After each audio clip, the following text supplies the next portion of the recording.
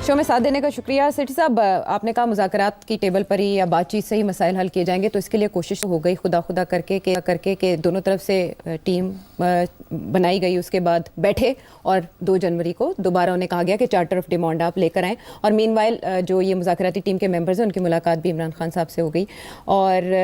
अब ये है कि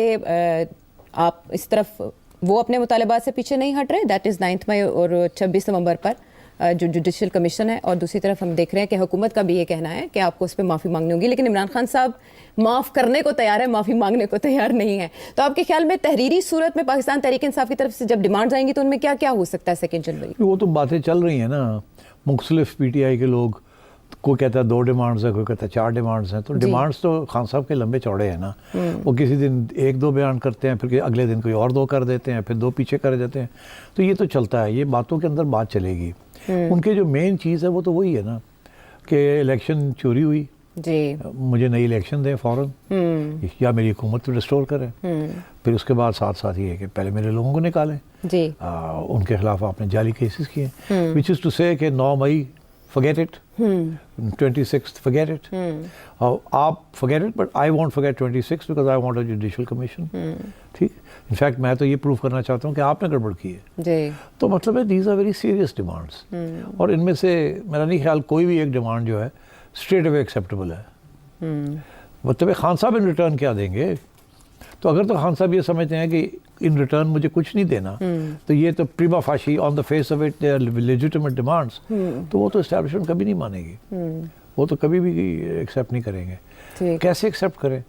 सो दैट मीन्स कि ये वक्त लगेगा,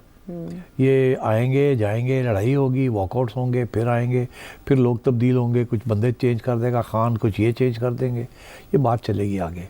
ये इतनी जल्दी सोल्यूशन होने लेकिन 31 जनवरी तक मुज़ाकरात को निपटाने की बातें नहीं, वो बातें हैं ना, और बातें हैं, उसमें से बातों में से कुछ और बात निकल आएगी। अच्छा। उसके अंदर भी ये फॉर एग्जांपल अगर ये बात आती है कि इन प्रिंसिपल मान गई है हुकूमत, वाह वाह वाह कि जुडिशल कमीशन होगी, ठीक, फिर अगले 2 महीने लगेंगे कि जुडिशल कमीशन के अंदर होना किसने, कौन बैठेगा, कैसे बैठेंगे, फिर ये कितनी देर वो लगाएगी एंड सो ऑन। तो TORs तय होने में भी वक्त लग जाएगा, फिर ये उसके ऊपर लड़ाई झगड़े होंगे, TOR, फिर जजेस कौन से बैठेंगे, वो सारी इशू 3 सीनियर जजेस का मुतालबा करके, वो मुतालबे तो जो मर्जी कर लें। अच्छा। तो उसके ऊपर फिर काफी दिन लग जाएंगे। अच्छा। And so on. तो ये मैं समझता हूँ कि ये नेगोशिएशंस में ऐसे ही होता है कि जी हम क्यों फैसला करें, हम किसी और से क्यों ना फैसला कराएं, तो वहाँ कौन क्या फैसला करेगा। It will take time, step by step. तो जुडिशल कमीशन ज़रूर सेटअप हो जाएगी। अच्छा। हाँ, मैं ये आपकी पेशन गोई मैं कर रहा हूँ कि जुडिशल कमीशन सेटअप होगी, मगर वक्त लगेगा। और बहुत सी कॉम्प्रोमाइज़ करनी पड़ेंगी बहुत से लोगों को, और काफ़ी वक्त लगाएगी। वो ज़रूरी नहीं है जितना आप टाइम फ्रेम देंगे उस टाइम फ्रेम के अंदर वो आपको डिलीवर करेगी, और ज़रूरी नहीं है कि वो फैसला जो है या एस्टैब्लिशमेंट के हक़ में आएगा या इमरान खान के हक़ में आएगा।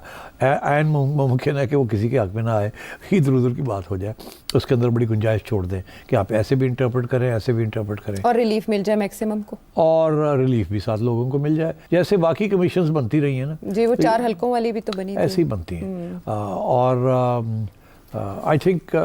judicial commission का demand will be accepted, but it will take time to form it, and then it will take time for it to come to a conclusion, and then when it comes to a conclusion, I don't think it will be against A or B. ठीक है, खानापुरी होगी, खानापुरी एक हद तक होगी ताकि बात आगे चले ना, ये भी तो चलानी है ना बात, सियासी अमल भी तो, हाँ कि भाई हाँ कंसीड हो गया, जुडिशल कमीशन होगी, PTI की फतह हो गई, हाँ फतह हो गया, अच्छा अब आप कुछ करें ना, अच्छा अब आप बंद कर देना ये बातें, ये करें, ये बातें बंद करें, ये बातें बंद करें, पॉलिसी में थोड़ा चेंज आएगा कि अब हमारी बात मानी जा रही है। लेकिन जो अहम उसका एक फैक्टर है वो है खान साहब की रिहाई। खान साहब ने मीडिया से जो बात की जेल में ही, उसमें उन्होंने कहा कि मुझे जेल के नतीजे में ऑफर की गई है कि नज़रबंद कर दिया जाऊँ या बनी गाला मुझे मुंतकिल कर दिया जाए। किसने की ऑफर? उन्होंने नहीं बताया। नहीं, देखिए ये ऑफर डायरेक्टली ऐसे नहीं होती। अभी तो हमें ये भी नहीं पता कि कोई मिलने भी गया कि नहीं गया। ये तो होगा ना कि गंडापुर ने आके कहा होगा कि जी मेरे साथ बात हो रही थी, तो ऐसी बातें भी हुई हैं, तो खान ने पूछा होगा किसने कही, उसने कहा होगा फलाने ने कही। फलाना कौन है? राना सनाउल्लाह है, कौन है, उसकी क्या हैसियत है, किसके बिहाफ के ऊपर वो बोल रहा है, क्या मोहसिन नकवी ने ये बात कही है, एग्जैक्ट वर्ड्स क्या थे, and so on and so fourth. तो ये तो ऐसे है कि मुझे कोई आके पूछे कि सेठी साहब आजकल तुसी बड़ी गल्लां करते पे हो, ਗਵਰਨਮੈਂਟ ਦੇ ਖਿਲਾਫ ਅੱਛਾ ਤੇ ਤੁਸੀਂ ਕੋਈ ਐਂਬੈਸਡਰਸ਼ਿਪ ਨਹੀਂ ਇੰਟਰਸਟਿਡ ਕੋਈ ਹਾਂ ਮੈਂ ਚੌਥੇ ਮਹੱਲੇ ਕੋ ਆ ਕੇ ਮੈਨੂੰ ਕਹੇ ਅੱਛਾ तो मैं कमाल जी बनूँ तो शहबाज शरीफ ने ऑफर की थी ऐसे नहीं होता ना हाँ सो बहुत से ऐसे होते हैं कि जो होते भी हैं और नहीं भी होते समझे आप तो ये उसी किस्म की चीज़ है अच्छा कि ऑफर भी होती है और नहीं भी होती ठीक है क्योंकि जो ऑफर करने वाला होता है वो थोड़ा बहुत ड्यूबियस होता है कि पता नहीं ये गवर्नमेंट का आदमी है ये अपनी तरफ से कह रहा है या इसके अंदर ऑथेंटिसिटी कितनी है या ये आपको ट्रैप कर रहा है या and so on and so fourth तो ये दिस इज़ प्रोपेगेंडा अच्छा मेरा नहीं ख्याल गवर्नमेंट ने इस किस्म की डायरेक्ट बात की हो अलबत्ता इशारे ज़रूर होते हैं कि जी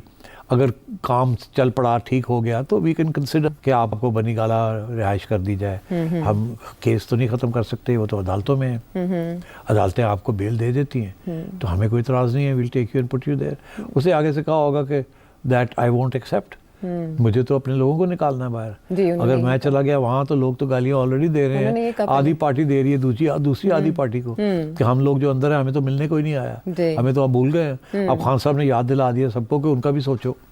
ठीक है ना और वो फंसे हुए हैं between the supreme court and between the military establishment courts के अंदर इधर के कोर्ट्स या उधर के कोर्ट्स तो दैट विल टेक टाइम उसकी भी सोल्यूशन निकलेगी तो वो जो निकलेगी that might be a way of telling Khan के एट अ फर्स्ट स्टेप मेरा हमारा ये ख्याल है कि अदालतें जो है ना वो आपके इतने लोगों को तो छोड़ ही देंगी ठीक तो take it step by step अच्छा ये कोई नहीं कहेगा कि हम अदालत को कहेंगे इतने लोग छोड़ दें वो कहेंगे जी मेरा ख्याल है कि आपकी ठीक है आपके केसेस स्ट्रांग है वो हो जाएगा आई थिंक अदालतें जो है वो आपको मिल जाएगी रिलीफ हाँ ये नहीं कि हम देंगे मगर अदालतें ही देंगी मगर मिल जाएगी जी तो आप स्टेप बाय स्टेप चलते हैं ना तो खान को फिर एक्सेप्ट करना पड़ेगा ना इट कांट भी कि जी वो कहेगा जी कल सबको छोड़ दें ठीक वो तो अगर करते हैं तो गवर्नमेंट उड़ गई ना कि हमने सब झूठ बोला था अच्छा तो ये तो किसी के जरिए करना पड़ेगा ना जिसकी कोई थोड़ी बहुत क्रेडिबिलिटी है या बनाई गई है तो my sense is this is the way politics takes place अभी कोई ब्रेक थ्रू नहीं होनी आप 2 तारीख कर लें 16 कर लें 31 जनवरी 28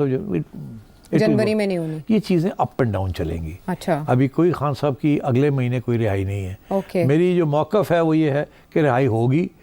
अदालतों के ज़रिए होगी कब होगी I have already made a prediction कि 3-4 माह के अंदर हो जाएगी तो let's see how it goes ठीक है वो इसी किस्म के इशारे हमें साबिक सदर की बातों से भी मिल रहे हैं वो 1-1.5 महीना कह रहे हैं क्या कह रहे हैं आरिफ अलवी साहब सुने किसका ऑक्सीजन ज्यादा कर दिया है देखिए ना अब अमेरिका हर एक कभी ऑक्सीजन बंद कर देता है कभी खोल देता है वेंटिलेटर जब बंद करता है तो गाली पड़ती है खान साहब से जब खोल देता है तो खान साहब के लोग उसकी तारीफें करेंगे अब आपको पता है खोसा साहब कब से कह रहे हैं जी कि अगले हफ्ते रिहाई आ रही है अगले हफ्ते हाँ मुशाहिद हुसैन सैयद हाँ साहब भी वो भी कह रहे थे तो अब बात ये है कि ऐसी कोई बात नहीं है मगर ये भी नहीं है कि कोई प्रेशर नहीं है प्रेशर बनेगा आहिस्ता आहिस्ता बनेगा एकदम कुछ नहीं होगा जब भी जो कुछ होगा वो डायरेक्ट नहीं होगा इनडायरेक्ट होगा